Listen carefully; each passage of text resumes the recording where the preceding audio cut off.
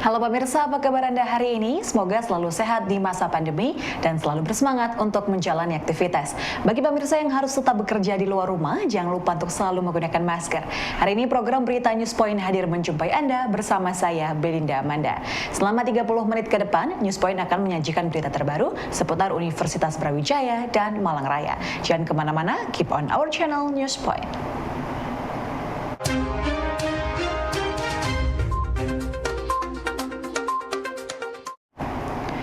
Bazis UB bergerak cepat dengan mengirim kebutuhan logistik untuk pengungsi erupsi Gunung Semeru. Kebutuhan logistik seperti makanan, minuman, kue, masker, dan lainnya dikirim siang ini melalui jalur darat. Direktur Bazis UB Profesor Imam Santoso menjelaskan, Bazis UB sudah berkoordinasi dengan BPBD Lumajang untuk mengidentifikasi jenis kebutuhan mendesak yang diperlukan serta lokasi posko yang dituju. Bantuan dari Bazis UB ini merupakan bentuk dukungan dari Universitas Brawijaya dan berbagai relawan untuk ikut membantu meringankan beban warga yang terdampak erupsi Gunung Semeru. Masyarakat yang terdampak erupsi Semeru, karena itu kita hari ini akan meluncurkan bantuan berupa sembako dan makanan ringan, termasuk juga kebutuhan atau pakaian bayi dan anak-anak, serta suplemen maupun biskuit, susu, dan semuanya yang diharapkan nanti akan banyak membantu di saat-saat kondisi yang tidak memungkinkan untuk disuplai oleh bahan pokok utama. Dalam bantuan ini melibatkan siapa saja, Pak? Baik, kami di tim Basis berkoordinasi dengan Badan Penanggulangan Bencana Kabupaten Lumajang untuk mengidentifikasi kebutuhan-kebutuhan, dan tentu dalam operasional kita dibantu kendaraan operasional dari universitas dan juga melibatkan teman-teman relawan pemuda-pemudi Basis. Pemirsa, Kepala Dinas Sosial Kota Malang Penny Indriani memberikan apresiasi terhadap peluncuran film Celah Cahaya yang menggandeng penyandang disabilitas ikut bermain di dalamnya. Menurutnya, film Celah Cahaya ini dapat memberikan pesan kepada masyarakat untuk semakin memberi ruang kepada penyandang disabilitas untuk mewujudkan perilaku inklusi dalam semua bidang. Film karya Arek Malang ini juga diharapkan dapat memancing film serupa dibuat oleh sineas muda lainnya dengan melibatkan penyandang disabilitas. Penny yakin jika diberi ruang, penyandang disabilitas memiliki kreativitas yang sama dengan warga masyarakat lainnya. Ini suatu launching yang luar biasa, film pendek yang bisa dilihat semua orang, bahkan disabilitas bisa nonton karena jeda waktunya itu cuma 30 menit ya. Jadi orang tidak terlalu lama di dalam bioskop. Dengan judulnya juga sudah menarik, Celah Cahaya. Di antara kegelapan masih ada celah yang bisa dimanfaatkan oleh adik-adik disabilitas. Lebih mandiri ya, harapan saya lebih mandiri, orang tuanya lebih mendampingi, sehingga anak itu bisa berkarya dan tumbuh sesuai dengan umurnya.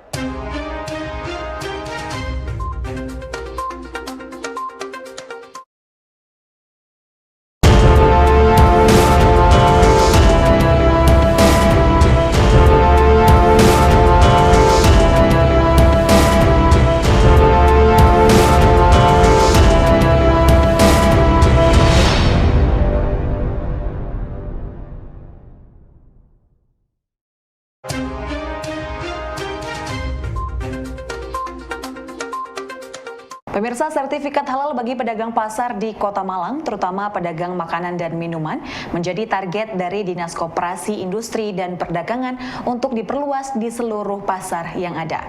Muhammad Sailendra, Kepala Dinas Koperindak Kota Malang mengatakan, secara bertahap semua pedagang pasar di Kota Malang akan mendapat sertifikasi halal agar pelindungan kepada konsumen dan pedagang semakin terwujud. Sailendra berharap sinergi antara pemerintah, sektor swasta, dan juga lembaga masyarakat dalam mewujudkan sertifikat halal bisa berlangsung lebih intensif untuk mempercepat perluasan sertifikasi halal. Nantinya ke depan kita berharap tidak hanya di 3 titik pasar tersebut, tapi kita bisa meluas ke semua pasar. Sehingga Kota Malang secara umum nantinya bisa dinyatakan sebagai tempat destinasi yang halal, tempat berjualan yang halal, terus ada pasar yang halal, dan seterusnya. Ini hanya di pasar. Di tempat-tempat yang lain, mungkin di restoran, kafe, itu akan lebih meluas lagi. Kita akan dikembangkan masalah sertifikasi halal ini. Berikutnya, saya berterima kasih pada Mall Dinaya City dan Yayasan Bahrul Maghfirah yang sudah mau berkolaborasi, bersinergi dengan kita. Jujur, kegiatan seperti ini tidak kita alokasikan sebetulnya anggarannya. Kita nunut di sini, Pak Wijaya. Semestinya sebetulnya di balai kota acaranya. Pandemi COVID-19 menyebabkan konsumsi energi dunia menurun. Pernyataan ini disampaikan oleh Indra Zulkarnain, manajer senior Humas SKK Migas Perwakilan Jabanusa pada kuliah umum SKK Migas KKKS yang bertajuk Peran Industri Hulu Migas bagi Ketahanan Energi Nasional yang digelar secara hybrid di Fakultas Teknik Universitas Brawijaya, Senin 6 Desember 2021. Indra menyebut untuk konsumsi energi primer turun 4,5%, minyak bumi turun 9,3%, natural gas turun 2,3%, batu bara turun 4,2%, namun renewable energy naik 9,7%. Karena konsumsi energi berkurang, maka emisi juga berkurang sebesar 6,3%. Hasil ini adalah penurunan konsumsi energi terbesar sepanjang sejarah setelah Perang Dunia Kedua. Tapi ternyata karena COVID kemarin, itu konsumsi energi dunia itu turun. Jadi untuk yang energi primer itu turun 4,5%. Jadi minyak bumi turun 9,3%, natural gas turun 2,3%, batu bara turun 4,2%, tapi renewable energy naik 9,7%. Nah ini sebuah perkembangan yang bagus untuk renewable energy. Nah jadi ini kondisi COVID kemarin 2020, karena konsumsi fosil fuel berkurang, maka emisi karbon juga berkurang 6,3%. Nah ini adalah penurunan konsumsi energi terbesar sepanjang sejarah setelah Perang Dunia Kedua. Ini kondisi di tahun 2020. Pemirsa, proyeksi kebutuhan energi Indonesia berdasarkan data dari Dewan Energi Nasional di tahun 2020 sampai 2050, kebutuhan energi Indonesia meningkat. Hal ini disampaikan oleh Indra Zulkarnain, manajer senior Humas SKK Migas Perwakilan Jabanusa pada kuliah umum SKK Migas bertajuk Peran Industri Hulu Migas bagi Ketahanan Energi Nasional di Fakultas Teknik Universitas Brawijaya, Senin 6 Desember 2021. Menurut Indra, di tahun 2020 ada 287,1 metrik ton oil equivalent. Di tahun 2030 naik menjadi 500 dan di 2050 naik ke 1012 metrik non oil equivalent. Kemudian dari 2020 ke 2050 diperkirakan kebutuhan energi Indonesia naik 4 kali lebih. Konsumsi minyak naik 139% dan konsumsi gas naik 298%. Oke, proyeksi kebutuhan energi Indonesia, nah ini berdasarkan data dari Dewan Energi Nasional, di tahun 2020 sampai 2050, ternyata kebutuhan energi Indonesia meningkat. Dari 2020 ada 287 metrik ton oil equivalent, 2030 naik 500, 2050 naik 1012. Jadi dari 2020 sampai 2050 diperkirakan kebutuhan energi Indonesia itu naik 4 kali lebih. Minyaknya naik 139%, gasnya naik 298%. Walaupun secara persentase minyak itu kenaikannya, prosentasenya menurun dari minyak itu yang atas ya, yang 28,8%, porsinya turun ke 19,5%.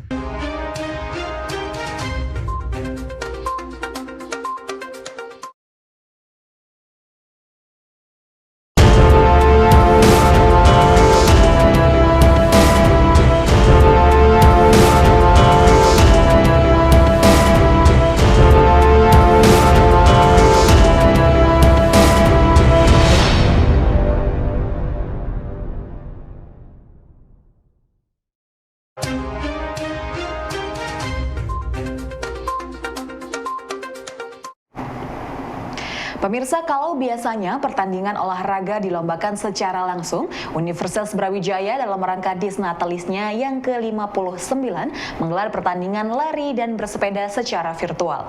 Peserta yang bertanding dalam tim ini akan dimonitor oleh aplikasi yang telah disiapkan panitia pelaksana, seperti dijelaskan oleh Ketua Disnatalis UB ke-59, Wayan Firdaus Mahmudi berikut ini.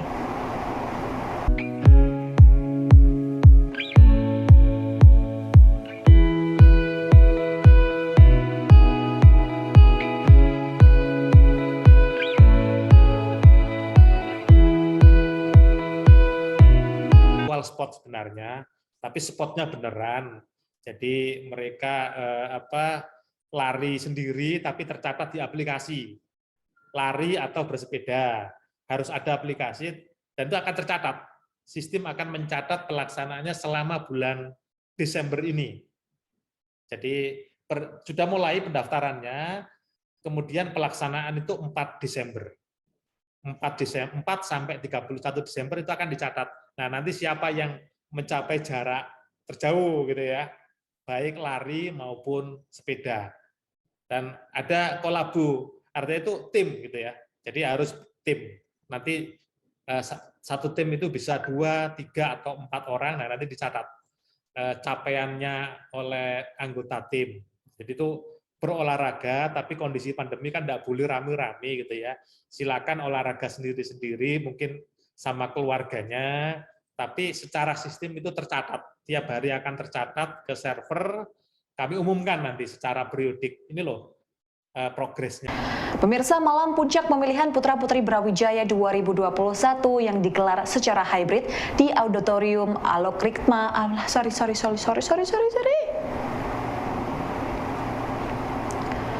Pemirsa, malam puncak pemilihan Putra-Putri Brawijaya 2021 yang digelar secara hybrid di Auditorium Algoritma Filkom pada Minggu malam 5 Desember 2021 menobatkan Hilkiah Jordan Faihtul dari Fakultas Hukum dan Sanea Ratu Arifin dari Fakultas Ekonomi dan Bisnis sebagai Putra-Putri Brawijaya 2021 yang menyisihkan 9 pasang finalis lainnya. Pemilihan Putra-Putri Brawijaya merupakan salah satu rangkaian dari agenda Disnatalis UB yang ke-59 dan diharapkan mampu membentuk karakter mahasiswa yang luas dan adaptif. Acara yang berkaitan dengan pembentukan karakter mahasiswa. Nah, intinya saya sangat mengapresiasi kegiatan ini karena saya berharap dari kegiatan ini mahasiswa itu bisa menyiapkan dirinya sebagai wakil atau duta dari Universitas Brawijaya. Tidak hanya sekedar mahasiswa yang baik prestasi akademisnya, tapi juga mampu bersosialisasi di masyarakat, mampu melakukan kegiatan yang berguna bagi masyarakat, aktif juga di organisasi kemahasiswaan. Istilahnya kalau di kami itu luwes dan adaptif. Nah, semoga kegiatan itu mampu membentuk karakter mahasiswa UB. Pemirsa, houseboat atau kapal apung karya Sunardi, dosen FPI KUB ditargetkan untuk membidik segmen baru untuk sektor wisata dan ekonomi kreatif. Menurutnya kapal inovatif ini setelah mengalami penyempurnaan, selanjutnya akan melakukan edukasi karena masih jarang pelaku usaha yang masuk dalam bisnis ini. Sunardi optimis nantinya houseboat ini dapat dihilirisasi sebagai salah satu produk dari Universitas Brawijaya untuk mendukung ekosistem pariwisata perairan seperti waduk dan embung. Kalau menurut saya, ya ini harus disiapkan suatu lifestyle yang baru, bahwa sekarang kan tujuannya wisata ya, yang paling banyak sekarang di mana-mana wisata. Saya pikir ini layak misalkan untuk dijadikan sebagai kayak warung sebagai di setting misalkan untuk tinggal tinggal di atas wisata di atas danau gitu akan sesuai. Misalkan wisata di atas air untuk selam juga sesuai. Tapi untuk sementara karena lambungnya tadi potongan-potongan untuk uji coba di laut kami belum lakukan, Pak. Belum kami lakukan. Yang tentu saja akan lebih lemah kekuatannya dibandingkan dengan kapal yang tanpa potongan-potongan. Pemirsa, informasi tadi sekaligus menutup perjumpaan kita hari ini. Jangan lupa untuk selalu menyaksikan News Point setiap hari pukul 19.30 waktu Indonesia Barat hanya di UB TV, Televisi Pendidikan Universitas Brawijaya. Saya Belinda Amanda dan seluruh kru yang bertugas pamit undur diri. Tetap patuhi protokol kesehatan, wajib menggunakan masker. Terima kasih dan selamat beraktivitas.